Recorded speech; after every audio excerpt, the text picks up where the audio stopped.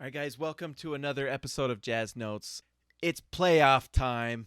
Are you guys excited? I can't stop smiling. Even just before I was recording this, I started to just get happy inside.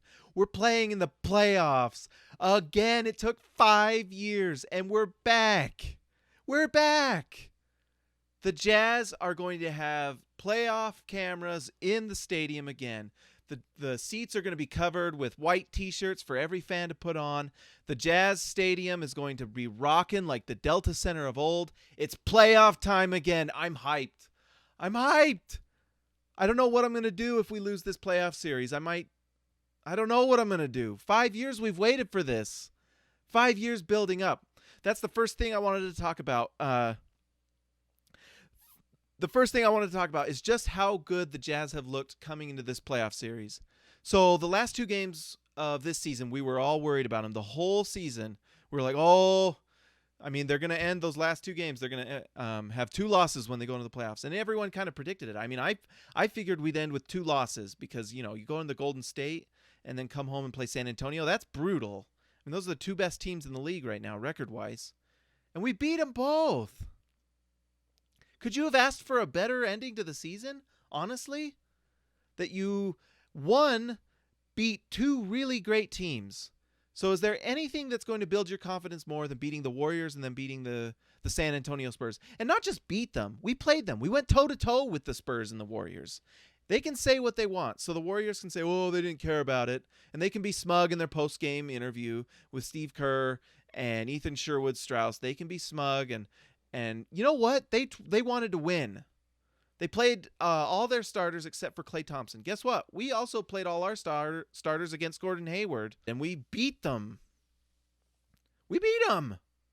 For 3 quarters, we went toe-to-toe with them, and they gave up in the fourth because they didn't want to win. They didn't care. We would have easily won that game. And then we do the same thing against San Antonio. We go to toe-to-toe. Pop wanted to win that game.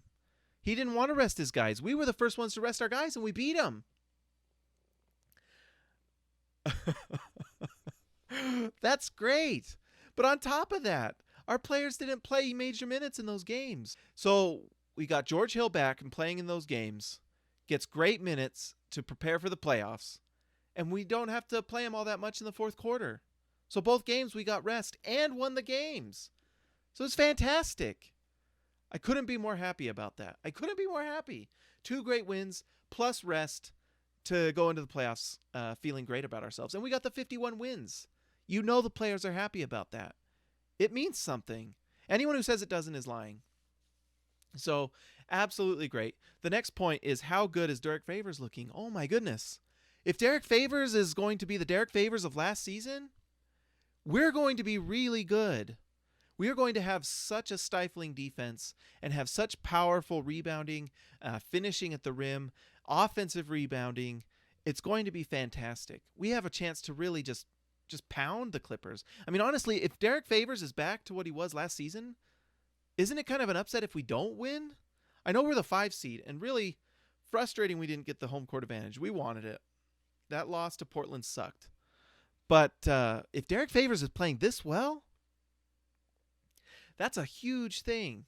I don't know how many minutes Derek Favors is going to play, but if we can get 20 to 25 minutes of prime Favors along with Rudy Gobert, that is formidable. There's not a lot of teams that are going to be able to handle that. So, fantastic ending for the Jazz season. Really great to have George Hill and Derek Favors rolling right when we need them to. Everything is just falling into place. That's the signs of being something really great for us this first playoff series.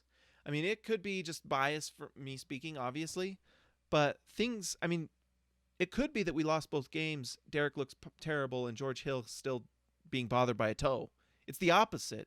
He's going like 4 for 5 from 3 in those games. He looked great. So just absolutely great ending to the season for the Jazz. Have every reason to feel great about themselves with confidence going to this playoff series. Going to be great. And so that's the final thing. If the Jazz come in and come out just firing on the Clippers, dominating them physically inside because of Favors and Gobert, at some point do the Clippers fall apart? The Clippers have absolutely the worst luck of any team. it seems like their series are always the most difficult. So the 4 and 5 series this season is easily going to be one of their toughest matchups. Obviously, if they beat us and go to the Warriors are tougher. But this is a tough matchup for them to start the playoffs with. I mean, the Jazz are no joke. We were hurt all season, and if we had all our players, we probably end up higher. The same could be said for the Clippers themselves. So both teams dealt with injuries. Chris Paul missed like 20-something games. The Jazz had obviously Favors out for a ton of time. George Hill has missed like 30-something games with all sorts of different things, whether it's concussion, toe. And so both teams are probably both teams you could argue are good enough to be the 3 seed in the playoffs, and they're going to play against each other. That's crazy. That's exciting and crazy and unfair. And it's got to be at some point for the Clippers. It just feels like, if the Jazz come in and steal one and then come to Utah and we win both games, do they crumble? Very possible. It's what I want. Don't you all just want the Clippers to just be sad? Because we know that they're going to complain and they're going to whine and they're going to cry and they're going to look at the refs every single time anything happens. They're going to flop. They're going to fall down at anything. Don't you want that team to lose? I mean, isn't it just like good and right and something that brings justice to this world for the Jazz to win? I think so. The Jazz are the good guys. Hasn't everyone out there figured that out yet, that we're the good guys? At some point, everyone will figure it out. Anyways, so hyped to watch this game, guys. Make sure that you're reading everything on SLC Dunk, commenting on threads. Tell us what you think. Watch our halftime shows.